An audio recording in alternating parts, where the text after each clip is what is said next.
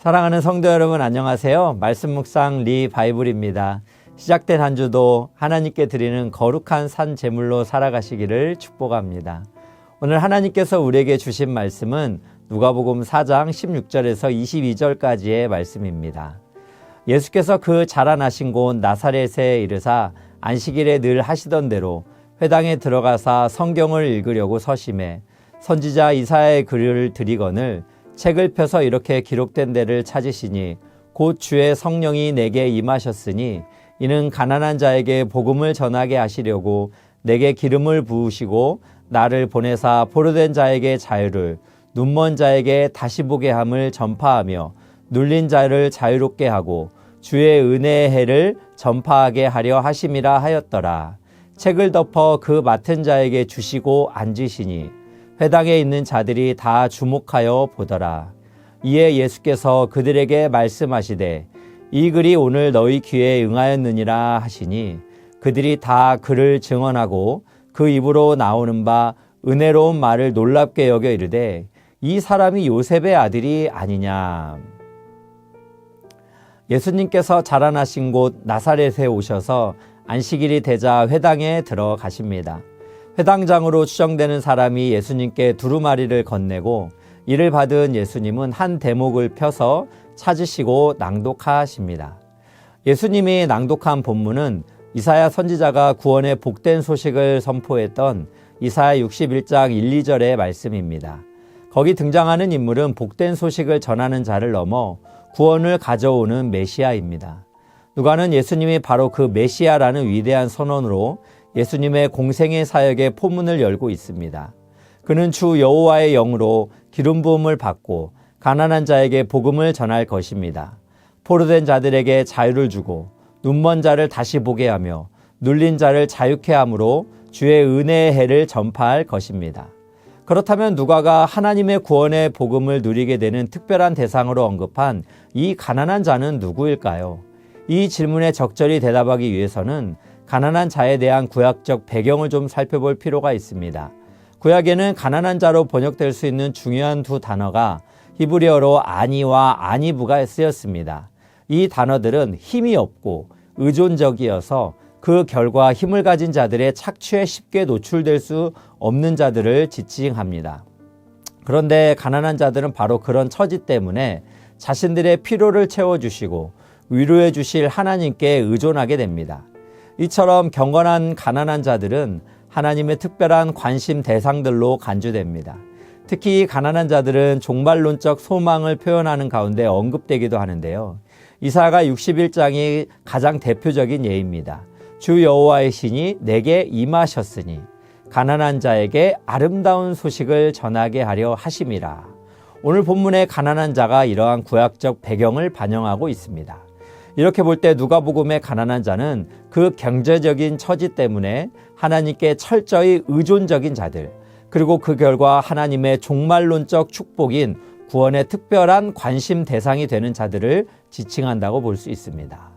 우리가 부자와 거지 나사로의 이야기를 보더라도 거지 나사로는 이 땅에서는 매우 가난하여서 개들이 그 상처를 핥을 정도였지만 죽은 후에는 아브라함의 품에 안기는 축복을 받았습니다. 이처럼 이 땅에서 경제적인 가난뿐만이 아니라 또 마음이 가난하고 하나님을 의존할 수밖에 없는 처지에 있는 사람들은 반드시 종말의 때에 하나님의 품에 안겨 위로와 평강을 경험하게 될 줄로 믿습니다. 이처럼 누가는 예수님의 은혜의 새 시대가 도래했음을 알립니다. 두루마리를 낭독하신 예수님은 말아서 회당장에게 돌려주고 자리에 앉습니다. 그러자 회당 예배 참석자 모두가 예수님을 주목합니다. 대개 성경을 낭독한 후 해설이 곁들어지는데 예수님이 입술에서 특별한 의미가 설파될 것을 기대했을 것입니다. 예수님은 기다렸다는 듯이 입을 열어서 해석을 내놓습니다. 말씀하시되 오늘 너희 귀에 성취되었다는 예수님의 말씀으로 요약하십니다. 이사야서의 예언이 예수님으로 인해 오늘 너희에게 성취되었음을 알리는 말씀입니다. 그런데 누가는 무리의 반응에 좀 더 치중합니다. 먼저 무리가 놀라움 속에서 그를 두고 서로 무언가를 증언합니다. 예수님의 인용과 선포를 두고는 은혜로운 말로 이해하며 깜짝 놀라는 것처럼 보입니다만 곧바로 22절에 이 사람이 요셉의 아들이 아니냐는 수사적 질문으로 놀라움을 더합니다. 이는 무리의 증언과 놀람 그리고 질문은 분명 긍정적으로 해석할 여지가 다분합니다.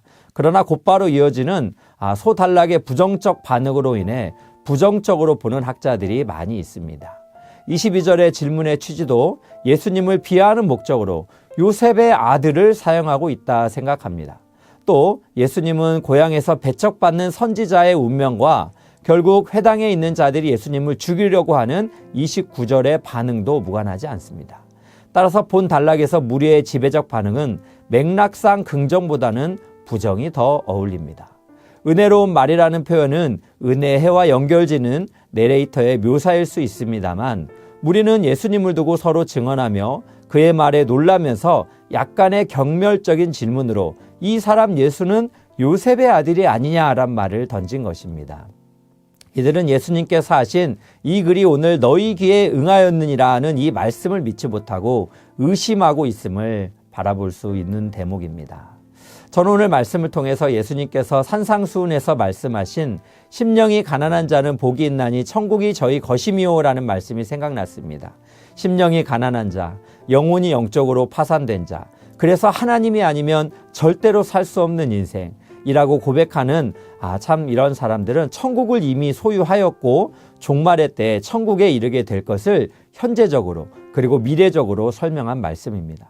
그러므로 예수님의 제자들이 비록 이 땅에서는 여러 가지 힘들고 또 어려운 제자도를 걷는다 할지라도 우리의 심령이 항상 주님을 갈급하며 우리가 살아가야 합니다.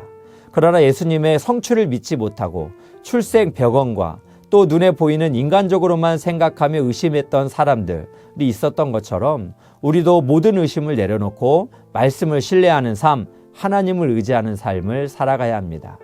최근에 읽었던 책 중에서 우리는 유한한 인간입니다라는 책에서 정의를 내리듯이 한계라는 것은 하나님이 뜻하신 인간다움이고 의존이라는 것은 하나님이 뜻하신 삶의 모습이다라고 정의 내렸습니다. 삶의 현장에서 경제적이든 관계적이든 한계를 경험할 때마다 심령이 가난한 자의 모습으로 하나님을 더욱 의존하며 하나님의 뜻대로 살아가시는 여러분 되시기를 축복합니다. 이런 믿음을 가지시고 오늘 또 삶의 현장에서 하나님을 더욱 의존하시는 성도님들 모두가 되기를 축원합니다. 함께 기도하겠습니다. 사랑하는 하나님, 예수님의 제자도를 걸어가면서 삶의 한계를 부딪힐 때마다 가난한 심령으로 주님을 찾는 자가 되게 하소서. 주님 한 분만으로 만족할 수 있는 영혼의 풍성함도 허락하여 주시고 우리 주변에 하나님 없이 사는 자들을 부요하다 말하나 실제는 매우 공고한 영혼들인 것을 불쌍히 여겨주시고 속히 구원하여 주옵소서. 예수님의 이름으로 기도드립니다. 아멘. 오늘 또 두 가지 기도 제목 가지고 함께 기도하겠습니다. 첫 번째는 하나님을 향한 갈급한 심령으로 주님을 바라보게 하소서. 두 번째는 하나님 없이 부요하다고 착각하고 있는 자들에게 은혜를 베풀어 주시고 엘사랑교회가 복음으로 사람을 영적으로 풍요롭게 하는 교회가 되게 하소서. 합심하여 함께 기도하겠습니다.